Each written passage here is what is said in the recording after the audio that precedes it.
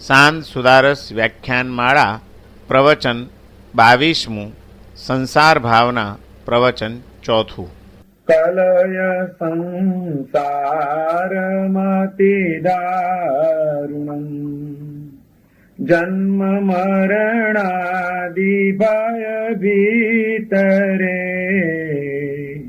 મોહરિ પુણે સગલગ્રહં પ્રતિપદં વિપદમુપનીતરે કલય સંસારમતિ દારુણં. પરમ જ્ઞાની મહોપાધ્યાય વિનય વિજયજી મહારાજ શાંત સુદારસ નામના ગ્રંથમાં ત્રીજી સંસાર ભાવનાનું ચિંતન આપણી સમક્ષ રજૂ કરી રહ્યા છે. આ સંસારની અંદર જીવન જીવતો કોઈ પણ જીવાત્મા, ચાહે સ્ત્રી હોય કે પુરુષ હોય, ભણેલો હોય કે અભણ હોય, નાનો હોય કે મોટો હોય, સૌ કોઈની આ એક કરુણતા રહી છે કે એના જીવનમાં ક્યારેક ને ક્યારેક એ અનેક જાતની વિચિત્રતાઓ, વિષમતાઓ અને દુઃખોનો અનુભવ કરવો જ પડતો હોય છે. એને સંસાર દુઃખનું એક એવું કેન્દ્રબિંદુ છે કે જ્યાં આગળ વ્યક્તિ ઈચ્છે કે ન ઈચ્છે પણ ઘણું એનું મનગમતું થઈ શકતું નથી અને અણગમતું સ્વીકાર્યા વિના એને ચાલતું નથી. મનગમતું ઘણું ન થવા દેનાર અને અણગમતું પરાણે પણ સ્વીકારવાની ફરજ પાડનાર જો કોઈ હોય તો તે આ સંસાર છે. અને એવો આ સંસાર એટલા માટે દુઃખરૂપ છે કે એમાં મુખ્યત્વે બે વૃત્તિઓ, બે વાતો જીવને સતત અશાંતિનો ભોગ બનાવતી રહી છે. અને એ બે વાતો છે ઇષ્ટનો વિયોગ અને અનિષ્ટનો સંયોગ. કોઈ પણ સંસારી જીવ એના જીવનનું જો એનાલિસિસ આપણે કરીશું તો એને અનેક વાર દુઃખની અનુભૂતિઓ કરી છે એના જીવનમાં અને એની ભીતરમાં આ બે માંથી કોઈક પણ એક તત્વ કામ કરી ગયું છે. જ્યારે વ્યક્તિને પોતાના ઇષ્ટનો વિયોગ થાય છે ત્યારે એનું ચિત્ત વ્યથિત બની જાય છે, આક્રંદ કરતું થઈ જાય છે. અને અથવા તો કોઈક અનિષ્ટ વસ્તુનો જ્યારે સંયોગ આવી પડે છે જીવનમાં, જે અણગમતું છે તે છતાં પણ એની વચ્ચે જ એને જીવવાનું જ્યારે મજબૂરીથી સ્વીકારી રહેવું પડે છે ત્યારે પણ એના જીવનમાં અશાંતિ સિવાય બીજું કંઈ રહેતું નથી. અને કયો સંસારી જીવ એવો હશે કે જેને કંઈક ને કંઈક પોતાના ઇષ્ટ માટેના આકર્ષણો ન હોય અને તે છતાં એના તમામ આકર્ષણો, ઈચ્છાઓ, અપેક્ષાઓ પૂર્ણ થાય એ પાછું શક્ય બનતું હોય. ઇષ્ટના વિયોગની વેદનામાંથી જીવને પસાર થવું જ પડે છે. અને ઘણું બધું એવું છે કે જે આજે આપણે ઈચ્છતા નથી, આપણું ચાલે તો આજે આપણે એમાંથી મુક્ત બની જઈએ, એને હડસેલી મૂકીએ, પણ તે છતાં મજબૂરીના કારણે અનિષ્ટ વસ્તુઓના સંયોગ આજે જીવનમાં આવી પડ્યા છે અને એને મને કે કમને પણ નભાવી લેવા પડે છે. એવી અનેક વસ્તુઓ છે, એવી અનેક વ્યક્તિઓ છે અને એવી અનેક પરિસ્થિતિઓ છે જેને આપણે ઈચ્છતા નથી પણ તે છતાં નભાવ્યા વિના છૂટકો નથી થતો આપણો. અને એ પરિસ્થિતિ આપણા ચિત્તને સતત અશાંત બનાવી રહી છે, કંઈક ને કંઈક આપણને દુઃખની સંવેદનામાં મૂકી રહી છે. એક હકીકત છે. કઈ રીતે આમાંથી મુક્ત થવું? આ બે તત્વોની પીડામાંથી કોણ મુક્ત હશે? ઇષ્ટ માટેનો તરફડાટ અને અનિષ્ટ માટેની બળતરા એ માનવ મનનો એક વ્યાપક રોગ છે. કોઈ પણ વ્યક્તિ, કોઈ પણ માનવના મનનું જો પોસ્ટમોર્ટમ કરવામાં આવે, એક સર્જનની અદાથી ઓપરેશન ટેબલ ઉપર એના જો મનોભાવોને તપાસવામાં આવે તો ભાગ્યે જ કોઈ વ્યક્તિ એવી મળશે જેના અંતરની અંદર કોઈક ઇષ્ટ માટેનો તરફડાટ એ અનુભવતી ન હોય અને કોઈક અનિષ્ટ માટેની બળતરા એને સતત બાળ્યા કરતી ન હોય. એવી વ્યક્તિઓ આપણને કેટલી મળશે? સર્વત્ર સમગ્ર સંસારની અંદર આ એક વ્યાપક પરિસ્થિતિ છે કે આ બે વૃત્તિઓથી ઓછા વત્તા અંશે સૌ કોઈ આપણે ઘેરાયેલા છીએ. ઘણું આપણને ગમતું હોય છે, આપણે ઈચ્છતા હોઈએ છીએ આટલું મળી જાય તો સારું, આવું ગોઠવાઈ જાય તો સારું, આ વસ્તુનો સંયોગ થઈ જાય તો સારું, પણ તે છતાં કાં આપણા સંયોગો નથી હોતા, કાં આપણામાં એવી આવડત નથી હોતી, કાં કુદરતનો કોઈ એવો સાથ નથી હોતો કે જે આપણે ઈચ્છીએ છીએ, જે આપણું ઇષ્ટ છે એ ઇષ્ટને આપણે પામી શકીએ, મેળવી શકીએ, અનુભવી શકીએ. એ આપણા હાથની વાત રહી જ નથી આજે. અને ઘણું બધું એવું છે જે માણસ સતત ઈચ્છે છે કે ના ખરેખર ટળી જાય તો સારું, આ તો જરાય મને ગમતું નથી, પણ તે છતાં નથી ગમતું છતાં નભાવ્યા વિના છૂટકો જ નથી થતો. એવી મજબૂરીમાં પણ આપણે મુકાયેલા જ છીએ. અને આ બંને વસ્તુઓની બળતરાએ આજે આપણને જે કંઈ મળ્યું છે, જીવનમાં જે કંઈ છે, આ સંસારને સુખરૂપ બનાવનાર, સુખની અનુભૂતિ કરાવનાર જે કેટલાક તત્વો છે એની પણ સંવેદનાઓથી આપણને દૂર અડસેલી મૂક્યા છે. નથીના દુઃખે છેનો આનંદ પણ આપણને અનુભવવા નથી દીધો. ઘણી બધી ઇષ્ટ વસ્તુઓ આજે આપણને નથી મળી. આ નથી, આ નથી, આ નથી, નથીના અપ્રાપ્તની તૃષ્ણામાં પ્રાપ્તનો આનંદ પણ માણસ ખોઈ બેઠો છે. મને આ નથી મળ્યું, આ નથી મળ્યું, આ નથી મળ્યું, એની ફરિયાદો આપણે ખૂબ કરી. પણ આ વિશ્વની અંદર કેટલાક આનંદના તત્વો છે, સુખના માધ્યમો છે, પ્રસન્નતાના કેન્દ્રો છે કે જે આપણને સહજ રીતે, કુદરતી રીતે આજે પ્રાપ્ત થયા છે. પણ એનું મૂલ્યાંકન કરવાનું, એની નોંધ લેવાનું, એમાં આનંદની અનુભૂતિ કરવાનું લગભગ આપણે ભૂલી ગયા છીએ, ગુમાવી બેઠા છીએ. ઇષ્ટના વિયોગની એ વેદના હોય, એના તરફડાટે આપણને ઘણું બધું મળેલું છે એ પામવાનો આનંદ ટકવા જ નથી દીધો. આ નથી, આ નથી, આ નથી, ફરિયાદો આપણી ચાલતી જ રહી. પણ આ સંસારની અંદર પણ કેટલા મૂલ્યવાન તત્વો મળ્યા છે એની કોઈ દિવસ આપણે નોંધ લીધી? સારી રીતે જીવન જીવી શકાય એ માટે સ્વચ્છ સુંદર હવા આપણને મળતી રહે છે. આ કુદરતની કેટલી મોટી મહેરબાની છે કે એને આપણને હવા છૂટથી પૂરી પાડી છે. હવા માટે કોઈ પૈસા ખર્ચવા જવું નથી પડતું. આ શું કોઈ ઓછી મહેરબાની છે કુદરતની? રોજ તમારા શરીરને સ્વચ્છ બનાવી દે, સ્વસ્થ બનાવી દે, ફ્રેશનેસ લાવી દે એવું આ પાણી નિરંતર તમને મળ્યા જ કરે છે. આ શું કુદરતની ઓછી મહેરબાની? ઠંડુ પીણું નથી મળ્યું એનો તરફડાટ અનુભવી રહ્યા છીએ, પણ નિર્મળ જળ રોજ નાહવા માટે અને પીવા માટે મળે છે એનો આનંદ માણ્યો હોય અને એ માટે 24 કલાકમાં એક વાર પણ કુદરતને ધન્યવાદ આપ્યા હોય એવું કેટલી વાર બન્યું? કોક દિવસ તો ધન્યવાદ આપો એ કુદરતને કે ચાલો એને મને પાણી તો પૂરું પાડ્યું છે. આ કઈ એની ઓછી મહેરબાની છે? સરસ મજાનું મુક્ત આકાશ, જે આકાશની અંદર રાતના મબલખ તારાઓ જગજગે છે, જે આકાશની અંદર ઘટાટો વાદળાઓનું દર્શન ચિત્તને ક્યારેક પ્રસન્નતા આપે છે, જે ગગનની અંદર ખીલતા સંધ્યાના રંગો એ મનનો થાક અને વિષાદ ક્યારેક દૂર કરી નાખે છે. આ કુદરતની કરામત કોઈ પણ પૈસા ખર્ચ્યા વિના જો માણવી હોય તો સહજ રીતે આજે આપણને ઉપલબ્ધ બની ગઈ છે. આ શું ઓછી વાત છે આનંદની? સંસાર સુખમય છે. આ સંસારની અંદર સર્વત્ર અનેક સુખના આલંબનો અને સુખના કેન્દ્રબિંદુઓ પણ પથરાયેલા પડ્યા છે. જો એને જોતા આવડે, જો એને અનુભવતા આવડે, જો એને પામતા આવડે તો પણ પેલા ઈષ્ટ જે કેટલીક થોડીક વસ્તુઓ જે ઈષ્ટ છે અને એ ઈષ્ટ જે નથી મળ્યું, એ ઈષ્ટની વિયોગની વેદનાઓએ આપણને આ ઘણું બધું મળ્યું છે એનો આનંદ ટકવા જ નથી દીધો. સારા કપડા નથી મળ્યા એની ફરિયાદ અને એની વેદના છે આપણા મનની અંદર. પણ એ કપડા જે શરીર ઉપર પહેરવાના છે, શરીર સુંદર અને પરિપૂર્ણ મળ્યું છે એનો આનંદ આપણે શા માટે ન અનુભવીએ કોઈ દિવસ? કે આજે મારા હાથ સલામત છે, પગ સલામત છે, મોઢું સલામત છે, માથું સલામત છે.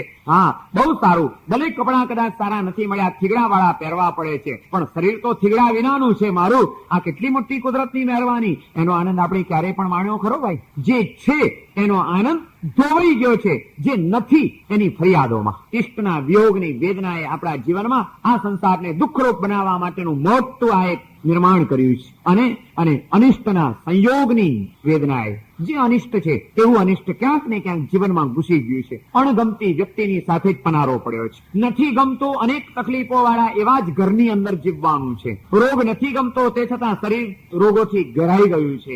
જે કંઈ અનિષ્ટ છે એ અનિષ્ટનો સંયોગ આજે જીવનમાં આવી પડ્યો છે. આ અનિષ્ટના સંયોગની બળતરાઓ એ એવી આપણને બાળી રહી છે કે એમાં આપણને કોઈ શીતળતાનો અનુભવ કરવાની શક્તિ આપણે ગુમાવી બેઠા છીએ. આ બંને વસ્તુઓની વચ્ચે સંસારી જીવ ક્યાંથી શાંતિનો અનુભવ કરી શકે?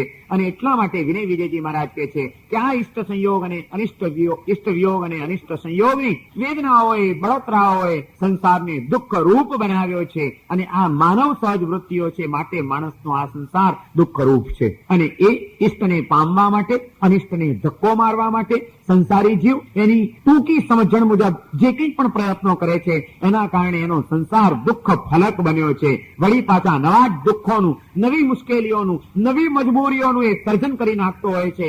એ માને છે એમ કે હું મારા સુખની પ્રાપ્તિ માટેનો પ્રયત્ન કરું છું, પણ એને ખબર નથી કે આજનો એનો પ્રયત્ન કદાચ એને ઘડીભરને માટે થોડાક સુખની અનુભૂતિ કરાવી દેશે, પણ પરિણામે દુઃખ એના જીવનમાં વધવાનું છે. જવાબદારી વધે છે, અશાંતિ વધે છે, સમસ્યાઓ વધે છે.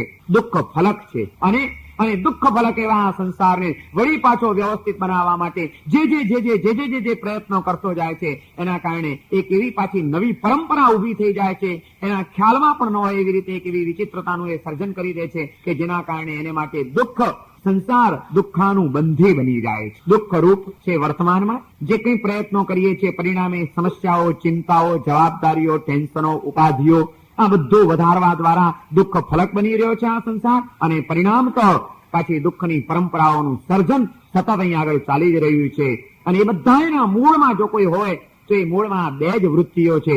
જેણે આ સંસારને સુખરૂપ બનાવવો છે એને આ બે વૃત્તિઓનું પરિવર્તન કરી નાખવું પડશે. ઈષ્ટના વિયોગની વેદનાઓથી એને મુક્ત થવું પડશે, બહાર નીકળવું પડશે. અને અનિષ્ટ સંયોગ જે થઈ ગયા છે એની બળતરાઓને પણ ઠારવી પડશે એને. અને એને ઠારવા માટેનો ઉપાય આ છે, નથીની ફરિયાદો ઓછી કરી નાખો, છેનો આનંદ ઉભો કરી દો જીવનમાં. કેટલું કેટલું આપણને મળ્યું છે એનું કોઈ મૂલ્યાંકન જ આપણે ક્યાં કરી શક્યા છીએ? ક્યાં કર્યું છે આપણે મૂલ્યાંકન? અમેરિકાની અંદર એક દુખિયારો માણસ એકવાર આત્મહત્યા કરવા માટે નીકળી પડ્યો. એનું કોઈ નહોતું, પોતાનું કહી શકાય એવું એનું કોઈ આત્મીય સ્વજન નહોતું. જીવન સારી રીતે જીવી શકાય એ માટે એની પાસે કોઈ આર્થિક બળ નહોતું. નિરાતે રહી શકાય એવું નાનકડું પણ એની પાસે કોઈ ઘર નહોતું, કંઈ જ નહોતું એની પાસે. અને એને એમ લાગ્યું કે મારું જીવન બેકાર છે, આ જિંદગી જીવવાનો શું અર્થ છે? ઈષ્ટના વિયોગની વેદનાએ એના જીવનને નિરુત્સાહ કરી નાખ્યું અને એને આત્મહત્યા કરવાનો નિર્ણય કરી લીધો. આપઘાત કરવાને માટે નીકળી પડે છે. એને વિચાર કર્યો કે દરિયામાં જઈને ભૂસકો મારી દઉં, જીવનને ટૂંકું કરી નાખું. ચાલ્યો જાય છે રાજમાર્ગ ઉપરથી, આત્મહત્યા કરવા માટે નીકળી પડ્યો છે. જતા જતા જતા જતા આજુબાજુ જોતો જોતો ચાલ્યો જાય છે. એટલામાં અચાનક રસ્તા ઉપર એક બિલ્ડિંગ હતી અને એ બિલ્ડિંગની ઉપર અનેક પાટિયાઓ મારેલા હતા. એમાંના એક પાટિયા ઉપર એની નજર પડે છે. બિલ્ડિંગના પહેલા મજલે એક કોઈ સાયકિયાટ્રિસ્ટ નું નર્સિંગ હોમ હતું, દવાખાનું હતું. અને ત્યાં આગળ બોર્ડ મારેલું હતું, જીવનથી હતાશ થયેલા માનવો અહીં આવો, તમારી યોગ્ય ટ્રીટમેન્ટ કરવામાં આવશે. Doctor Napoleon hill. અને એમ બોર્ડ વાંચ્યું અને એને વિચાર કર્યો કે આ વાંચ્યું એમ મને કહી રહ્યું છે કે જીવનથી હતાશ થયેલા લોકો અહીં આવો, તમારી યોગ્ય ટ્રીટમેન્ટ કરવામાં આવશે. હું જીવનથી હતાશ થઈ ગયો છું, મને આ જીવનનો હવે કોઈ આનંદ, કોઈ આકર્ષણ, કોઈ ઉત્સાહ, કોઈ ઉમંગ મારા જીવનમાં ક્યાંય ટક્યો નથી. જીવનને ટૂંકું કરવા માટે જઈ રહ્યો છું અને અહીંયા આગળ એને માટેનો કંઈક ઉપાય બતાડવામાં આવે છે. લાવ મરવું તો છે જ, 5 મિનિટ મોડું, અખતરો તો કરી દઉં. શું છે? જાય છે ઉપર જાય છે તો ડોક્ટર નેપોલિયન હિલ પોતાના ટેબલ ઉપર બેઠા છે, ખુરશી ઉપર આગળ ટેબલ પડ્યું છે. આ ભાઈ આવે છે એટલે કે આવો, બેસે છે. ડોક્ટર એને પૂછે છે કેમ આવ્યા છો? કેમ આવ્યો છું? આ પાટિયું શેને માટે માર્યું છે તમે? હું એને માટે આવ્યો છું. હું જીવનથી હતાશ થઈ ગયો છું. શું થયું? પણ શું થયું? શું આ જિંદગીમાં ક્યાં જીવવા જેવું છે? એકલું દુઃખ ને દુઃખ છે આ સંસારની અંદર. કોઈને આપણી કઈ પડી છે? કોઈનો સ્નેહ મળે એમ છે? કોઈ આપણી સંભાળ લે એમ છે? પૈસા વિના એક ડગલું ચાલી શકે છે?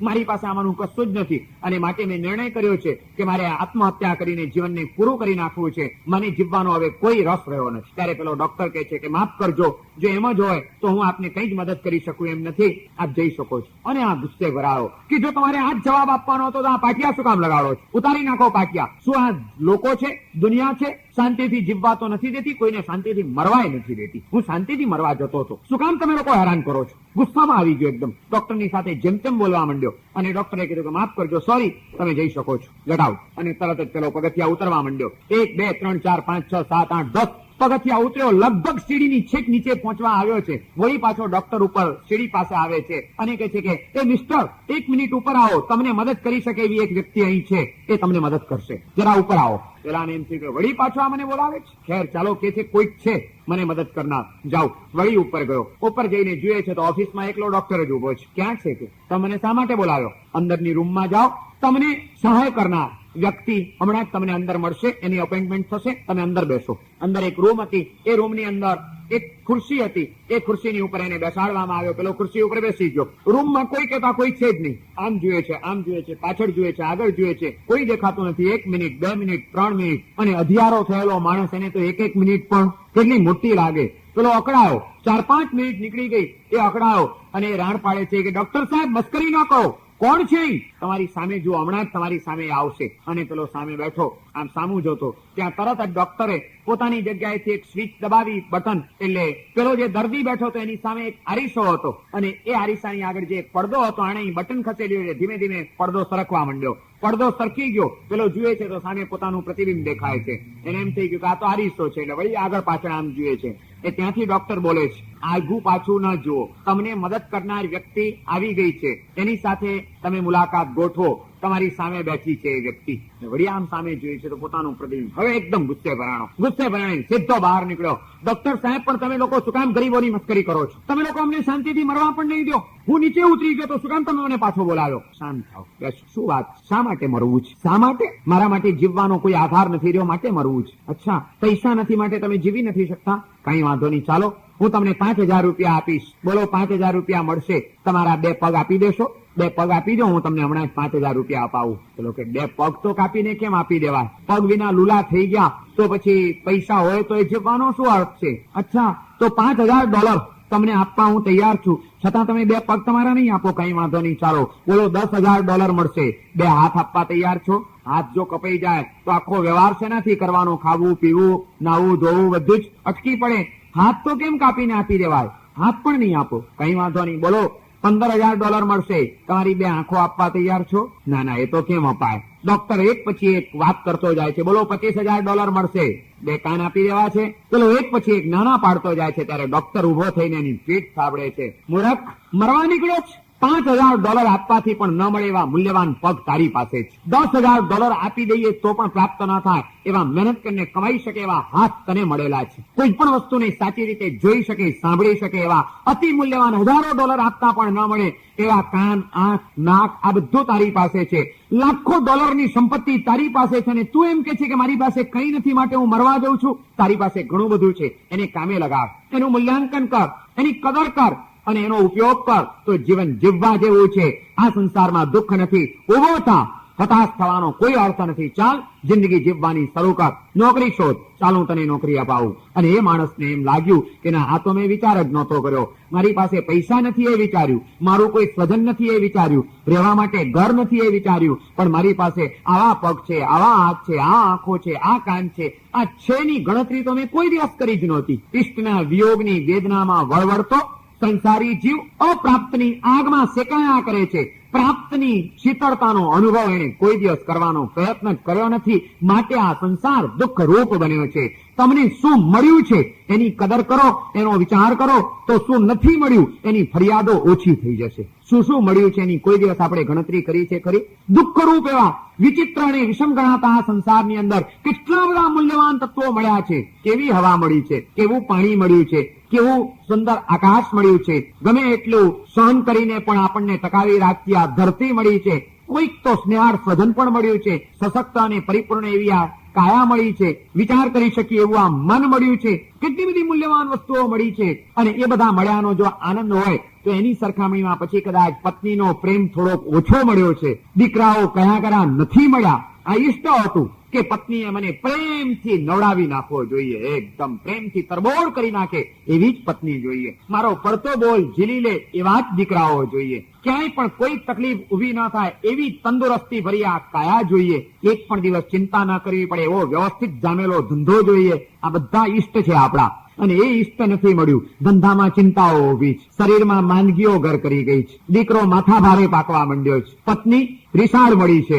જે કઈ ઈષ્ટ હતું એ નથી મળ્યું, પણ એ નથી મળ્યાની વેદના જ્યાં મળ્યું છે એની ગણતરીઓ કરતા થઈ જઈશું તો એ વેદનાનું પલ્લું ઊંચું જશે અને જે મળ્યું છે એનું પલ્લું એવું નીચું જશે જે આપણા જીવનને આનંદથી ભરી દેશે. પણ આ મુશ્કેલ છે બહુ. એટલા માટે વિનય વિજયજી મહારાજ કહે છે કે સંસાર દુઃખ રૂપ છે. આ સંસાર દુઃખરૂપ છે કારણ કે ઈષ્ટના વિયોગની વેદનાએ ભરડો લીધો છે આ સમગ્ર સંસારને. અહીં ભણેલાઓ પણ દુઃખી છે, અભણો પણ દુઃખી છે, અને કેટલીક વાર તો એવું જોવા મળે છે કે અભણ કરતા ભણેલાઓ વધુ દુઃખી છે. અભણોના જીવનમાં કે કુટુંબમાં જેટલા ક્લેશો નહીં હોય એટલા આજના કહેવાતા શિક્ષિતો અને બુદ્ધિશાળી માણસોના જીવનની અંદર એ ક્લેશોએ પોતાનું પ્રમાણ વધારી દીધું છે. કારણ કે બુદ્ધિ છે ને, અને બુદ્ધિ અથડાયા વિના રહે જ નહીં. 2 બુદ્ધિશાળી ભેગા થાય એટલે બંનેનો અહમ ટકરાય. પેલાને એમ લાગે છે કે હું ગ્રેજ્યુએટ છું, હું આટલો શિક્ષિત છું, હું આટલો સુખી છું, હું આઈ એમ સમથિંગ કંઈક છું. તો પેલીને એમ લાગે છે કે અમે પણ કંઈ જેવા તેવા નથી, અમે પણ અમારા સારા ઘરમાંથી આવેલા છીએ, અમે કંઈ ભણેલા છીએ, અમને કમાતા આવડે છે, હું તમારી જરા એવી જો હુકમી નહીં ચલાવી લઉં, અમે કંઈ તમારી ગુલામણી થવા માટે અહીં આવ્યા નથી. શું ચાલે છે આજે સમગ્ર સંસારની અંદર? શું ચાલે છે? બુદ્ધિશાળીઓમાં અથડામણો વધી છે. ઘણા એવા સમાજની અંદર બહારથી સુખી દેખાતા, સંપન્ન દેખાતા, સુશિક્ષિત દેખાતા એવા અનેક લોકોના જીવનની અંદર ડોકિયું કરવાનું મળ્યું છે જીવનમાં, અને એ ડોકિયાના અનુભવે મને એમ લાગ્યું છે કે આજના ગામડાના ગ્રામ્ય સંસ્કૃતિની અંદર જીવન જીવતા અભણ માણસો અને ગમાર માણસો જેટલી શાંતિથી જીવે છે એટલી શાંતિથી કદાચ શહેરના સુશિક્ષિત અને વિકસિત ગણાતા માણસો એવી શાંતિથી જીવન જીવતા હશે કે કેમ, એ એક સવાલ છે. સંસાર દુઃખ રૂપ છે આજે. અભણોનો તો હશે, ભણેલાઓનો વધુ જ. દરેક ઠેકાણે અથડામણો છે, કંઈક ઇષ્ટનો વિયોગ છે, કંઈક અનિષ્ટનો સંયોગ છે, અને માટે ઘર ઘરની અંદર અથડામણો ઉભી થઈ છે, ઘટ ઘટની અંદર સંકલેશો સર્જાયા છે, અને પરિણામે જીવન અશાંતિની આગમાં શેકાતું રહ્યું છે. આજનો સંસારી જીવ દુઃખરૂપ જીવન જીવી રહ્યો છે, એ સત્ય સ્વીકારવું જ પડે એમ છે. આંગળીના વેઢે ગણી શકાય એવા માંડ કોઈક જ પરિવારો આપણને એવા મળશે કે જે પરિવારની અંદર કોઈ શારીરિક, માનસિક, આર્થિક કે સંયોગિક દુઃખે ભરડો ન લીધો હોય. ક્યાંક શારીરિક દુઃખોએ જીવનને બેકાર બનાવ્યું છે, ક્યાંક અપેક્ષાના કારણે ઉભા થયેલા સંઘર્ષો અને એના કારણે માનસિક વ્યાકુળતાઓએ જીવનને મોત કરતા મીઠું બનાવવાના પણ વિચારો જગાડ્યા છે, અને ક્યાંક આર્થિક અને સંયોગિક મજબૂરીઓએ માણસના જીવનના ઉત્સાહને ધોઈ નાખ્યો છે. સમગ્ર સંસારનું દર્શન આપણને એક જ વાત દેખાડે છે કે સંસાર દુઃખ રૂપ છે. એક ઈષ્ટની પ્રાપ્તિ કરવા માટે કેટલા દીર્ઘકાળ સુધી માણસને વલોપાતની વચ્ચેથી પસાર થવું પડે છે. જ્યાં સુધી એની એ મનની કલ્પનાનું સુખ, એનો મનનો માનેલો સંયોગ, વ્યક્તિ, વસ્તુ નથી મળતી, ત્યાં સુધી સતત એને માટેની વેદના અને વ્યાકુળતા માણસના જીવનને કેવું ભરખી જતી હોય છે. એક દરજી એકવાર એક યુવતીના પ્રેમમાં પડ્યો. દરજી હતો અને એક યુવાન સ્ત્રીની ઉપર એની નજર મંડાઈ ગઈ. એ વ્યક્તિ એને ગમી ગઈ. અવારનવાર એને હળતો મળતો રહે છે, અને બંનેની વચ્ચે થોડોક દોસ્તીનો નાતો બંધાયો. એક વખત એક ઠેકાણે મેળો ભરાવાનો હતો. દરજી પેલી યુવતીને મેળામાં લઈ જવા માટે નીકળે છે. સાથે લઈને બંને જણા મેળામાં ફરવા જાય છે. મેળામાં ફરી રહ્યા છે. એ ફરતા ફરતા અચાનક પેલી યુવતીને બીજા એક યુવાનનો ભેટો થાય છે, અને એ યુવાનની ઉપર આ યુવતી મોહી જાય છે. સંસારની આ બધી વિચિત્રતાઓ જ છે. દરજી ચાહતો હતો એ ચાહનાને આગળ વધારીને સંબંધમાં પરિણમ આપવી હતી. એટલા માટે એની પાછળ સમયનો, શક્તિનો, સંપત્તિનો વ્યય કરીને ભોગ આપતો હતો. મેળામાં ફરવા લઈ ગયો છે. પોતે જ એને પોતાની બનાવવા ચાહે છે. એ વ્યક્તિ બીજાની બની જવાના માર્ગે કદમ માંડી દે છે. આ છે એક સંસારની કરુણતા. ઇષ્ટનો વિયોગ અહીંયા આગળ લલાટે લખાયેલો જ પડ્યો હોય છે. યુવતી મેળામાં બીજા જ એક યુવાનની સાથે પ્રેમમાં પડી જાય છે. એને હળતી મળતી રહે છે. એની પાસે પોતાના પ્રેમનો એકરાર કરે છે, અને છેવટે યુવાનની સાથે એ યુવતી પરણી જાય. લગ્ન નક્કી થાય છે. એના લગ્ન નક્કી થયા. લગ્ન માટેનો ડ્રેસ સીવડાવવો છે. આ યુવતી આ દરજીને ત્યાં જેનો સંબંધ છે મૈત્રીનો, એને જ ત્યાં પોતાનો ડ્રેસ સીવડાવવા માટે આવે છે. અને જયારે દરજીને ખબર પડે છે કે મારી મનની માનેલી વ્યક્તિ હવે કોઈકના બીજાના હાથમાં ચાલી જવાની છે, એના લગ્ન નક્કી થઈ ગયા છે, ત્યારે એ વ્યક્તિના હૃદયની અંદર એ ઇષ્ટના વિયોગની વેદનાએ કેવી બળતરા જગાડી હશે તમે કલ્પના કરો. આજના સંસારની અંદર ઘર ઘરમાં બનતી આ બધી પરિસ્થિતિઓ છે. બધું જ હોવા છતાં આ સંસાર દુઃખરૂપ છે. દરજી એનો ડ્રેસ સીવે છે, પણ ડ્રેસ સીવવાની અંદર એને દરજીએ એક ચિઠ્ઠી લખી અને એના ડ્રેસની અંદર મૂકીને સીવી દીધી, પ્લાસ્ટિકની અંદર લપેટીને, કે કદાચ એના કપડા ધોવાય, ડ્રેસ ધોવાય, તે છતાં પણ વાંધો ના આવે. પ્લાસ્ટિકની અંદર વીંટાડીને એક ચિઠ્ઠી અંદર લખી દીધી, અને એમાં એણે પોતાના પ્રેમનો એકરાર કર્યો હતો કે હું તને ચાહું છું, તને ખૂબ ચાહું છું, મેં તારી જ સાથે લગ્ન કરવાનો નિર્ણય કર્યો છે, અને તું નહીં મળે ત્યાં સુધી હું કુંવારો જ રહીશ. હું કોઈની પણ સાથે લગ્ન નહીં કરું. જીવનના કોઈ પણ તબક્કે ક્યારેય પણ તારું મન થાય તો આવજે, હું તને સ્વીકારવા તૈયાર છું. એ દિવસે હું તારી સાથે લગ્ન કરી લઈશ. તારો અનન્ય પ્રેમી. ચિઠ્ઠી લખી એના ડ્રેસની અંદર સીવીને મૂકી દીધી. પેલી યુવતી ડ્રેસ લઈને જાય છે. એના મંગેતરની સાથે એના લગ્ન થઈ જાય છે.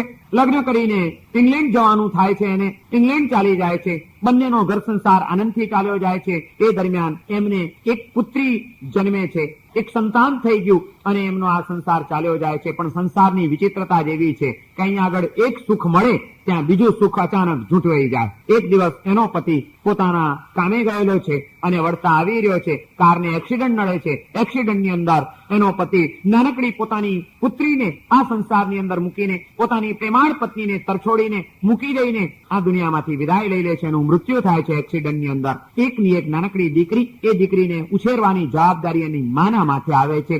આજ સુધી એ જવાબદારીનો વિચાર પણ નહોતો કર્યો. આજે જવાબદારી આવી પડી છે. પોતાની જવાબદારી અદા કરવા માટે એ દીકરીને ખૂબ લાડકોડથી, ખૂબ સંભાળથી અને પ્રેમથી ઉછેરી રહી છે એની માં. એમ કરતા કરતા જે મૂડી હતી ધીમે ધીમે ખવાતી ગઈ અને ઘસાતી ગઈ, સાફ થઈ ગઈ. હવે દીકરી મોટી થઈ છે, એને ભણાવીને તૈયાર કરવાની, પણ અનુકૂળ સંયોગો નથી, એટલે ધીમે ધીમે હવે પોતાની એક એક ચીજો વેચવા માંડી છે. આ સ્ત્રીએ પોતાનો લગ્નનો જે કિંમતી પોશાક બનાવેલો હતો, હવે એ કોઈ પહેરવાનો અર્થ પણ રહ્યો નથી. એ લગ્નનો કિંમતી પોશાક ફાડીને એમાંથી પોતાની દીકરી માટે સ્કૂલ માટેનો યુનિફોર્મ, સારું ફ્રોક બનાવવાનો એને નિર્ણય કર્યો છે, અને એ પોતાનું એ લગ્નનો પોશાક ફાડી નાખે છે દીકરીનું ફ્રોક બનાવવા માટે. ત્યારે ફાડતા અંદરથી સિવેલી પેલી ચિઠ્ઠી નીકળે. વર્ષો પછી, 20 વર્ષ પછી એ ચિઠ્ઠી આ સ્ત્રીના હાથમાં આવે છે. ચિઠ્ઠી ખોલીને વાંચે છે, એમાં પેલા દરજીનો પત્ર છે કે હું તને ચાહું છું, જીવનના કોઈ પણ તબક્કે ક્યારેય પણ હું તારી રાહ જોતો રહીશ, તું આવીશ તે દિવસે તારો સ્વીકાર કરીશ, અને તું નહીં આવે તો આ જીવન લગ્ન કરવાનું હું ક્યારેય પણ મારા માટે હવે શક્ય નહીં બને, માટે ગમે ત્યારે આવજે, હું તને સ્વીકારવા તૈયાર. આ ચિઠ્ઠી વાંચીને તરત જ પેલીને મન થાય છે, એ પાછી આવે છે, દરજીને મળે છે, અને એને આખી પરિસ્થિતિનો એકરાર કરે છે, અને કહે છે કે હું તારી સાથે લગ્ન કરવા તૈયાર છું. 20 વર્ષનો ગાળો તમે કલ્પના કરો, એ દરજીએ ઇષ્ટ વિયોગની વેદનામાં કેવો વિતાવ્યો હશે. એ 20 વર્ષ દરજી જીવન જીવ્યો છે, એ નાયો ધોયો છે, એને ખાધું પીધું છે, એ હર્યો ફર્યો હશે, એને ધંધો કર્યો હશે, પણ પોતાની પ્રેમિકા, પોતાની પ્રિય વ્યક્તિ પોતાને નથી મળતી. ક્યારે મળશે? આજે નહીં તો કાલે મળશે, કાલે નહીં તો વર્ષે મળશે, વર્ષે નહીં તો 2 વર્ષે મળશે. આ રાહમાં અને રાહમાં એને જે 20 વર્ષ વિતાવ્યા હશે, કેટલી વાર એના ચિત્તની અંદર એની યાદ આવતી હશે, કેવી કેવી એને એ માટેની વેદનાઓ અનુભવી હશે. ક્યારેક રાતના આંખના આંસુઓથી એને પોતાનો તકિયો ભીંજવી નાખ્યો હશે પોતાની પ્રેમિકાની યાદમાં. આ એના 20 વર્ષ સંસારના દુઃખ રૂપ કેવા વીતી ગયા હશે. ઇષ્ટના વિયોગની વેદના એ આ સંસારને દુઃખ રૂપ બનાવી રહી છે, અને અનિષ્ટ સંયોગની બળતરા ઘણું બધું મનગમતું નથી હોતું, અણગમતું હોય છે, પણ તે છતાં આ સંસારમાં એને સ્વીકાર્યા વિના ચાલતું જ નથી. આજનું ઇષ્ટ આવતીકાલનું અનિષ્ટ બની જતું હોય છે, એ પણ આ સંસારની વિચિત્રતા છે. આજે જેના વિના ચાલે નહીં, જેનું મોં ન જોઈએ તો મજા આવે નહીં, એવી જ વ્યક્તિ આવતીકાલે એનું મોં જોવું ગમે નહીં, એવું પણ શું નથી બનતું? જેને કોક દિવસ કીધું હશે કે તું નથી તો મને કઈ મજા નથી આવતી, તારા વિના તો જિંદગીમાં ગમતો નથી, એ જ વ્યક્તિની સાથે થોડાક વર્ષો વીતે છે, કંઈક એવું બની જાય છે કે જેના કારણે હવે સામી આવે તો માથું ફરતું જાય છે. આ સંસાર ઘણો વિચિત્ર છે. આજે જે તમને ઇષ્ટ લાગે છે એ આવતીકાલે તમારા માટે અનિષ્ટ બની શકે છે. આજે જે તમારા માટે અનિષ્ટ છે એ આવતીકાલે તમારા માટે ઇષ્ટ બની જતું હોય છે. સતત પલટાતો જતો આ સંસાર, જ્યાં સતત સરક્યા જ કરવાનું છે, ઇષ્ટમાંથી અનિષ્ટમાં, અનિષ્ટમાંથી ઇષ્ટમાં સતત પરિવર્તન અને પલટાવાનું લલાટે લખાયેલું છે. એવા સંસારની અંદર કોઈ પણ પરિસ્થિતિ એ જીવને શાંતિનો અનુભવ કરાવી શકે કે સુખનો અનુભવ કરાવી શકે અશક્ય વાત છે, જો કોઈ તત્વદ્રષ્ટિથી મનને કેળવી લીધેલું ન હોય તો. લગ્ન જીવનના કેટલા વર્ષો પછી ખોળો ખાલી રહ્યો હોય, લગ્ન જીવનનો આનંદ ખોળો ખાલી રહેવાની વેદનામાં ધોવાઈ જતો હોય છે. લગ્ન કર્યા, આનંદ માણ્યો, 1 2 વર્ષ 3 વર્ષ ને 5 વર્ષ ગયા, પણ ઘરમાં ગોળિયું નથી બંધાતું. એ પતિ પત્નીને પૂછી જુઓ કે તમારો એક દિવસ આનંદમાં જાય છે કે કોઈક બળતરામાં જાય છે. કલા સંસાર દુઃખરૂપ છે, એના દુઃખ શરૂ થઈ ગયા. અને એમ કરતા માનો કે 10 વર્ષે એમને ત્યાં ગોળિયું બંધાયું, દીકરો આવી ગયો, હવે વળી પાછા થોડાક આનંદના દિવસો દેખાયા, પણ ત્યાં તો હજી સુખના દિવસો શરૂ થયા હતા. પ્રસન્નતાથી એક પળો વીતતી હતી, અને એમાં વળી અચાનક કોઈક એક્સિડન્ટમાં, કોઈક ગંભીર માંદગીમાં એ વર્ષો પછી મળેલો દીકરો પાછો કુદરતે ઝૂંટવી લીધો. એટલે એનો આઘાત વિનય વિજયજી મહારાજ કહે છે, આ સંસારની અંદર આ ઉથલ પાથલો, કર્મ પરમાણુઓની આ બધી ઉથલ પાથલો સતત ચાલી જ રહી છે. આ પરમાણુઓના જથ્થાની રમતમાં સંસારી જીવ ક્યાંય સ્વસ્થતા અને શાંતિ દીર્ઘકાળ માટે માણી શકે અશક્ય વાત. સંસાર દુઃખરૂપ. આ જન્મની દ્રષ્ટિએ વિચારીએ તોય દુઃખરૂપ છે, અને જન્મ જન્માંતરની દ્રષ્ટિએ વિચારીએ તો કેવી કરુણતાઓ આ સંસારમાં પડેલી છે. આજે જે તમારી માતા છે એ કોક જન્મની તમારી પત્ની પણ હોઈ શકે છે, એમ આ સંસાર કહે છે. અનંત કાળની, અનંત ભવોની રજળપાટનો જો અભ્યાસ કરવામાં આવે, કોઈ જ્ઞાની પુરુષોની દ્રષ્ટિથી આપણા એ સમગ્ર સંસારની જન્મ યાત્રા, ભવ યાત્રાને તપાસવામાં આવે તો જ્ઞાની પુરુષો અને શાસ્ત્રો એમ કે છે કે આ સંસારના સર્વ જીવોની સાથે આપણે સર્વ પ્રકારના સંબંધો અનેકવાર બાંધી ચૂક્યા છીએ.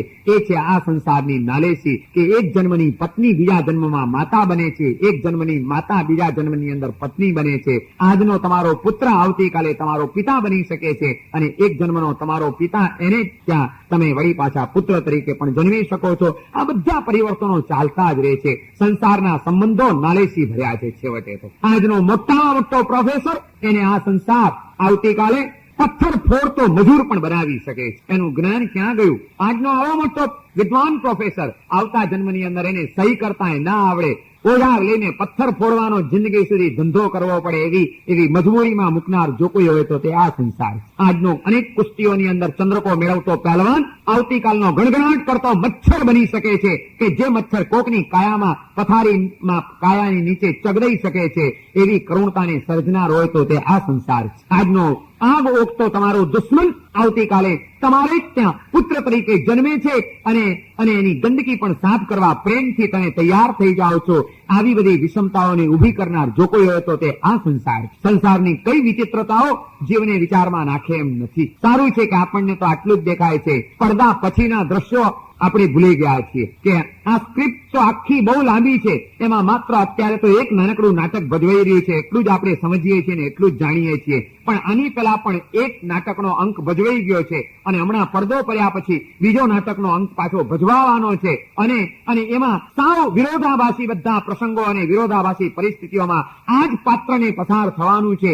એ વાત જો સમજાઈ જાય તો આ સંસારનું કોઈ સંબંધ કોઈ તત્વ જીવને આકર્ષી શકે કે આસક્ત અને મૂળ બનાવી શકે અશક્ય વાત. કેવી કેવી કરુણતાઓ અને વિષમતાઓ આ સંસારમાં ક્યારે સર્જાતી હોય છે એની કઈ ખબર પડે એમ છે. વિનય વિજયજી મહારાજ કે છે કલય સંસારમતિ દારુણમ. આ સંસારને દારૂણ છે, વિચિત્ર છે એ તું સમજી લે. ક્યારે કેવી વિચિત્રતાઓનું સર્જન થશે એની કઈ તને ખબર નહીં પડે. જયારે બીજું વિશ્વયુદ્ધ ફાટી નીકળ્યું ત્યારે આ ધરતી ઉપર બનેલી એક સત્ય ઘટના જે છાપાઓના પાને ચમકી ગઈ છે. ફ્રાન્સના એક નાનકડા ગામડાની અંદર એક પરિવાર આનંદથી જીવન જીવતો હતો. ફ્રોઈડ દંપતી પતિ પત્ની પ્રેમપૂર્વક પોતાના લગ્ન જીવનના વર્ષો પસાર કરી રહ્યા છે અને વર્ષો પછી એમને ત્યાં એક પુત્રનો જન્મ થાય છે. પુત્રનું નામ પાડ્યું જોફ્રે અને એ પછી વળી 2 વર્ષ વીતી ગયા અને એમને ત્યાં એક દીકરીનો જન્મ થાય છે. દીકરીનું નામ પાડે છે જબીન.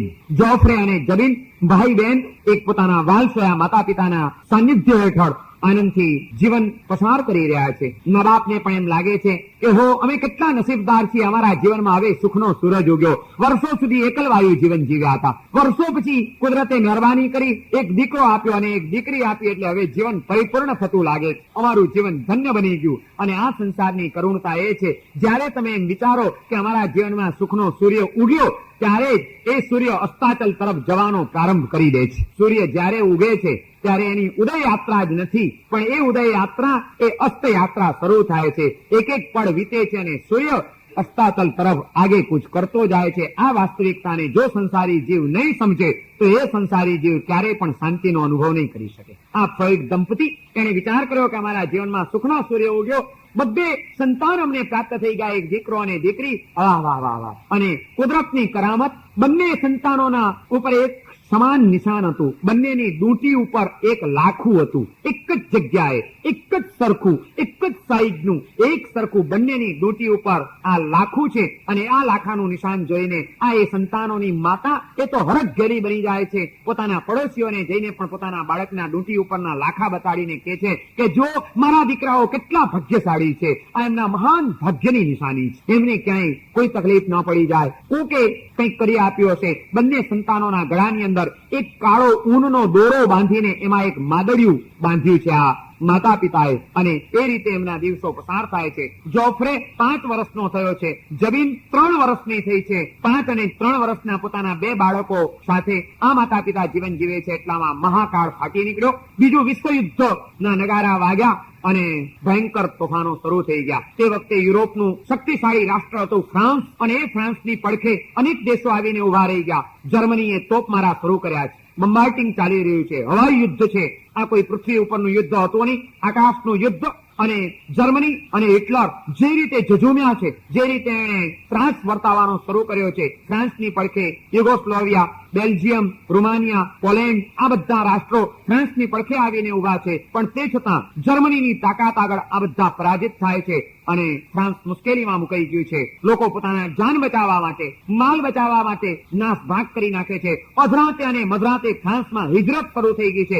ગામડાના ગામડા ખાલી થઈ રહ્યા છે. લોકો પોતપોતાની જાતને બચાવવા માટે ઠેક ઠેકાણે નીકળી પડ્યા છે. અને આ નાશ ભાગની અંદર આ ફ્રોઈડ પરિવાર પતિ પત્ની અને એના 2 બાળકો એને પણ હિજરત શરૂ કરી છે. અને એ હિજરતની નાશ ભાગમાં આ માતા પિતા બંને અચાનક કોઈકનો શિકાર બની જાય છે અને મોતને ઘાટ ઉતરી જાય છે. માતા પિતા મરી ગયા છે. 5 વર્ષનો જોફ્રે અને 3 વર્ષની જબીન દોડતા જંગલની અંદર દોડતા હિજરત કરીને ભાગી જતા એ પોતાના માતા પિતાથી વિખૂટા પડી ગયેલા આ બંને બાળકો હવે અટવાઈ રહ્યા છે, રખડી રહ્યા છે, રજડી રહ્યા છે. એની સંભાળ લેનાર કોઈ નથી. એટલામાં અનાથ બાળકોની સંભાળ લેતી કોઈક સંસ્થા આ બંને રજડતા બે પણ પાછા છૂટા પડી જાય છે. ભાઈ બહેન જંગલોમાં રજડતા જોફ્રે એક બાજુ નીકળી ગયો છે, જમીન બીજી બાજુ નીકળી ગઈ છે. બે છૂટા પડી ગયા છે, કોઈનો કોઈને આધાર નથી. અને એટલામાં કોઈક એક અનાથ બાળકોને સંભાળતી સંસ્થાના સ્વયંસેવકો એમની નજરે જોફ્રે ચડી જાય છે. આ 5 વર્ષનું નાનકડું બાળક રડી રહ્યું છે, અનાથ દશામાં મુકાયું છે, ખાવા પીવાની પણ એની કોઈ સગવડ થઈ નથી. એમની નજરે ચડે છે. એ સંસ્થાના માણસો એને લઈ જાય છે પોતાના અનાથ આશ્રમની અંદર અને જોફ્રેને એક આશરો મળી જાય છે. આ બાજુ જમીન એ પણ કોઈકની નજરે ચડે છે અને એમાં એક નિસંતાન પતિ પત્ની જેને કોઈ બાળક નથી અને બાળકની ઈચ્છાથી જે તડપી રહ્યા છે એવા એક સ્ત્રી પુરુષની નજરે ચડી જાય છે. એમને જમીન 3 વર્ષની નાનકડી રૂપાળી જમીન એમને ગમી જાય છે અને દત્તક દીકરી તરીકે એને ઉપાડીને પોતાના ઘરે લઈ જાય છે. એક અનાથ આશ્રમમાં છે, બીજી એક સમૃદ્ધ પરિવારની અંદર દીકરી તરીકેનો એને આશરો મળ્યો છે. પેલા માતા પિતા આ જમીનને પોતાની દીકરી બનાવીને પોતાની દીકરી માનીને ખૂબ લાડ કોડથી અને પ્રેમથી ઉછેરી રહ્યા છે. અને પેલી બાજુ અનાથ આશ્રમની અંદર જોફ્રે મોટો થઈ રહ્યો છે. સમય તો સમયનું કામ કરે જાય છે. ઝડપથી વર્ષો વીતવા માંડ્યા. અનેક વર્ષો પસાર થઈ ગયા છે. એ વર્ષો દરમિયાન જમીન હવે એક યુવાન થઈ ગઈ છે, સુંદર છે, રૂપવાન છે અને યૌવન ખીલ્યું છે. એ લાવણ્યમય યુવતી બની ગઈ છે. અને આ બાજુ જોફ્રે અનાથ આશ્રમની અંદર ભણતા તૈયાર થયેલો એ હવે એક બેન્ડ પાર્ટીની અંદર માસ્ટર તરીકેની સર્વિસ કરતો થઈ ગયો છે. બેન્ડ માસ્ટર બની ગયો છે. સારામાં સારો સંગીતકાર, સંગીતની તર્જોને બેસાડનારો એક કુશળ કારીગર બની ગયો છે. અને એક શહેરની અંદર રાતની નાઇટ ક્લબ જ્યાં આગળ સ્ત્રી પુરુષો નાચવા માટે આવતા હોય છે એવી નાઇટ ક્લબની અંદર બેન્ડ માસ્ટર તરીકેની સર્વિસ આને મળી ગઈ છે. પોતે સર્વિસ કરે છે. એની એક એક તર્જો ઉપર, એના સંગીત ઉપર લોકો ડરી ઉઠતા હોય છે કે આહા શું આનું સંગીત છે, લોકો આફરીન છે એની ઉપર. અને એ રીતે સમય પસાર કરે છે. એમાં જોવાનું જો કાળનું કરવું. એક વખત જમીન રાતના આ જલસાની અંદર ભાગ લેવાને માટે આ જ હોટલની અંદર આ ક્લબની અંદર આવી ચડે છે અને એને નાચવાનું શરૂ થાય છે. જોફ્રેનું આ સંગીત, એના સંગીત ઉપર જમીન ઝૂમી ઉઠે છે. નાચવાનું થોડીક વાર થઈને પડતો મૂક્યો, એક સીટ ઉપર જઈને બેસી જાય છે. દૂરથી જોવાનું મન નથી થતું. નજીકની આગલી હરોળની પલ્લી સીટમાં આવીને જમીન બેસી જાય છે અને જોફ્રે તરફ એને ખબર નથી પડતી એ રીતે ખેંચાતી જાય છે. એના સંગીતના એક એક સૂર ઉપર, એની એક એક તર્જો ઉપર બસ એ આફરીન થઈ ગઈ છે. એમાં લીન બનતી જાય છે અને બસ જોફ્રેને જોયા જ કરે છે. અને હવે તો એની એક એવી મસ્તી આવી ગઈ. બીજા દિવસથી રોજનો કાર્યક્રમ થઈ ગયો. જમીન રોજ રાત્રે આ નાઇટ ક્લબમાં આવે, આગલી બેન્ચ ઉપર બેસી જાય, જોફ્રેની સંગીત સમાધિમાં લીન થવા માંડે અને બસ જોફ્રેને જોયા કરે. દિવસો ઉપર દિવસો પસાર થવા માંડ્યા. જમીનને ખબર ન પડી એ રીતે જમીન જોફ્રેની અંદર આકર્ષાતી ગઈ અને ખેંચાતી ગઈ અને એણે મનથી નિર્ણય કરી લીધો કે પરણું તો આને જ પરણું. સંસારની આ એક કરુણતા છે. એક દિવસ રાતોરાત આખી રાત બેસી રહી. સવારના કાર્યક્રમ પૂરો થયો.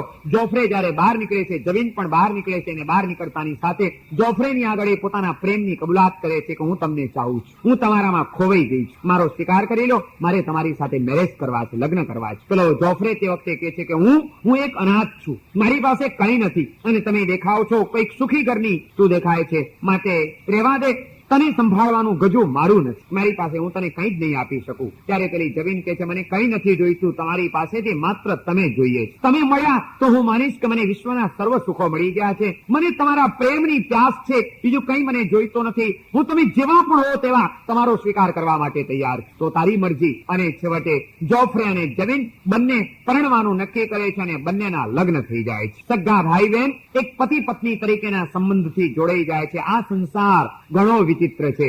એ પડદા પડે ભાવના અને પછી વિચિત્રતાઓનું સર્જન કરે એ વાત તો સમજી શકાય એમ છે. પણ ક્યારેક આ સંસારની વિચિત્રતાને જયારે પરાકાષ્ઠાએ પહોંચાડે છે ત્યારે એક જ ભાવમાં પણ કેવી કેવી વિચિત્રતાઓને ઉભી કરી શકે છે એ આપણે નહીં કલ્પી શકીએ. પતિ અને પત્ની તરીકેનું જીવન શરૂ થયું. બંને ખૂબ પ્રેમથી દિવસો પસાર કરે છે. ઘણીવાર એવું બનતું હોય છે કે એકની એક ચીજ આપણે રોજ જોતા હોઈએ છતાં વિચાર ના આવે અને એ જ વસ્તુ ક્યારેક આપણને ગંભીર વિચારમાં નાખી દે. ઘણો સમય પસાર થઈ ગયો છે. એક વખતના ભાઈ બહેન એકબીજાના પ્રેમી બન્યા. એકબીજાના પ્રેમી બનેલી બે વ્યક્તિઓ હવે પતિ પત્ની બની ગઈ છે અને પતિ પત્ની તરીકેનું એમનું જીવન ચાલ્યું જાય છે, ચાલ્યું જાય છે, ચાલ્યું જાય છે. સમય સમયનું કામ કરે છે. પસાર થતો એ સમય એક દિવસ સવારનો સમય હતો. જમીન પોતાના બાથરૂમની અંદર બાથ ટબમાં નગ્ન થઈને સ્નાન કરી રહી છે, બાથ લઈ રહી છે અને તે વખતે કંઈક જરૂરી અચાનક કામ પડે છે અને જોફ્રે જમીનને મળવા માટે ચાલ્યો જાય છે. સીધો એના બાથરૂમની અંદર ખોલીને જાય છે. ત્યારે એને સંપૂર્ણ નગ્ન એવી પોતાની પત્નીને એ જમીનને જોઈ અને જોતાની સાથે અલબત્ત પહેલા પણ અનેક વાર જોયું હશે, લગ્ન જીવન જીવી ચૂક્યા છે, પણ એ ડૂટી ઉપરનું લાખા ઉપર એકદમ ધ્યાન જાય છે જોફ્રેનું અને જોફ્રે લાખું જોઈને એકદમ વિચારમાં પડી જાય છે, બહાર નીકળી જાય છે. પણ આવું જ લાખું, બિલકુલ આવું લાખું આ જ જગ્યાએ મને પણ છે, બિલકુલ સમાન. આ સમાનતાનું રહસ્ય શું હશે? આ વિચારે જોફ્રેના મનની અંદર એક ગળમથલ ઉભી કરી દીધી. જોફ્રે રાત્રે ઘરે આવે છે પણ હવે જમીન પ્રત્યે કોઈ પત્ની ભાવ જાગતો નથી. એ જમીનથી અતડો રહેવા માંડ્યો, એનાથી દૂર ને દૂર ખસવા માંડ્યો. જમીન કે છે તમને થયું છે શું? કેમ તમે મારાથી અતડા રહો છો? જોફ્રેનો આ વ્યવહાર જમીનના અંતરની અંદર વ્યાકુળતા જન્માવે છે. એને તો એનો પ્રેમ જોઈએ છે, એને એ જ અભિન્નતા જોઈએ છે અને એને બદલે હવે એમ લાગે છે કે આ જોફ્રે કેમ મારાથી દૂર ને દૂર થતો જાય છે. ઘણી વાર પૂછે છે પણ જોફ્રે કઈ જવાબ આપતો નથી અને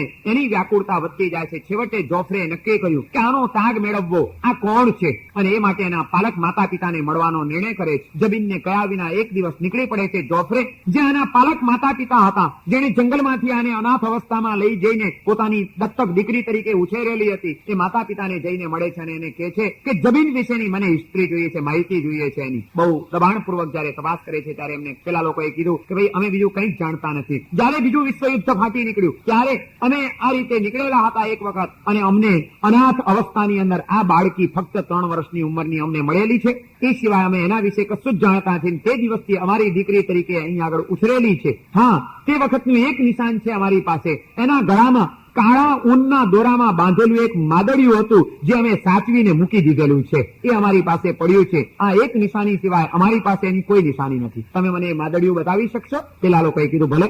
માદડિયું બતાડે છે. માતા પિતાએ બંને ભાઈ બહેનના ગળામાં એક સરખું માદડિયું નાખેલું હતું. આની પાસે પણ એ માદડિયું પડેલું છે. પોતાનું માદડિયું અને પેલી માદડિયું, બંને માદડિયા સરખાવે છે. એક સરખા માદડિયા, એક સરખું લાખું. અને 5 વર્ષની ઉંમરે છૂટો પડ્યો હતો.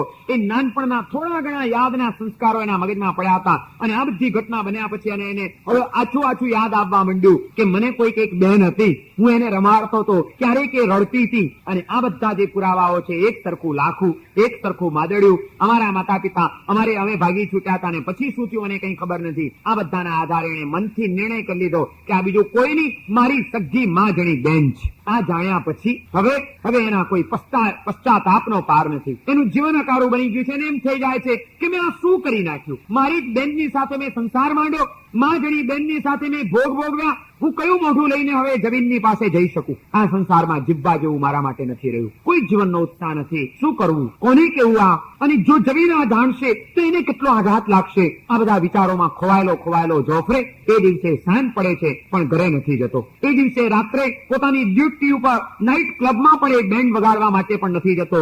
એ નથી ઘરે ગયો, નથી પોતાની ડ્યુટી ઉપર ગયો. ક્યાં ગયો એ આજ સુધી કોઈને ખબર પડી નથી. પણ જોફ્રે ત્યાંથી નીકળી ચૂક્યો છે. અજાણી ભૂમિકાએ ક્યાંક નીકળી પડ્યો. આ બાજુ એની પત્ની જમીન રાહ જુએ છે. હજી ના આવ્યા. 1 દિવસ વીત્યો, 2 દિવસ વીત્યા, 3 દિવસ વીત્યા.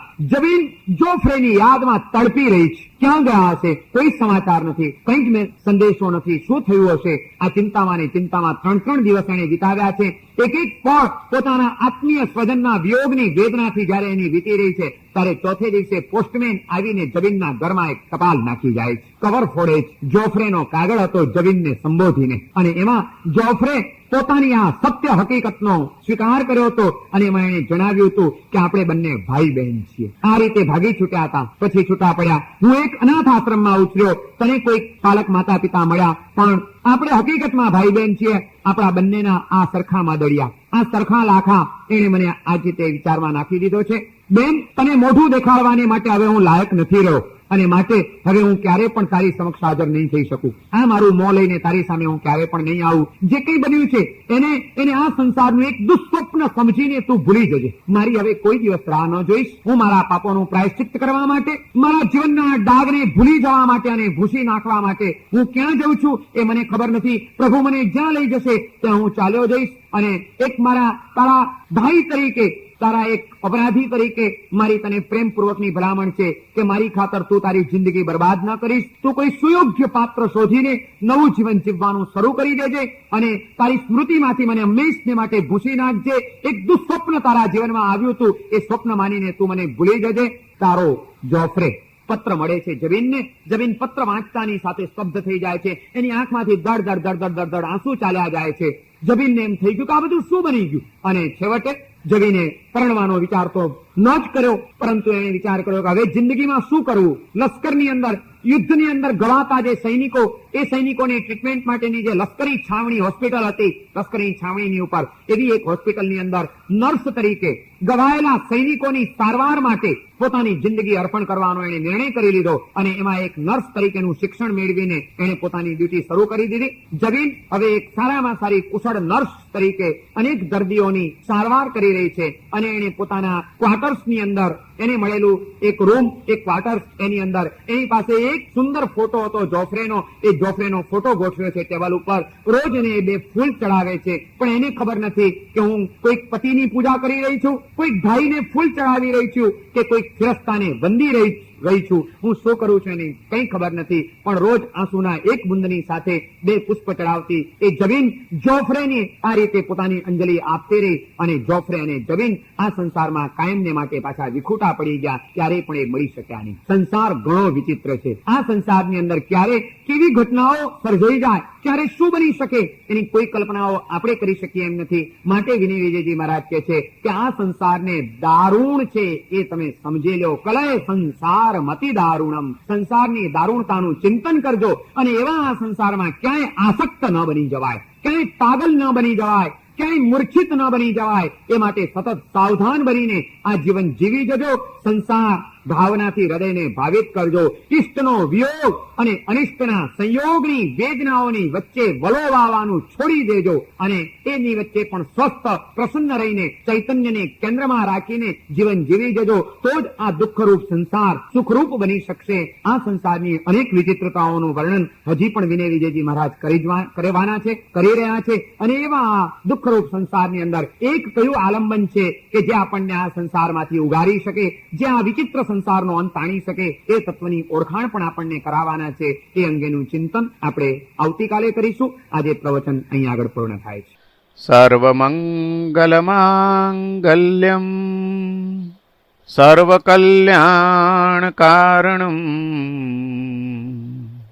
પ્રધાનમ સર્વધર્માણામ જૈનમ જયતિ શાસનમ.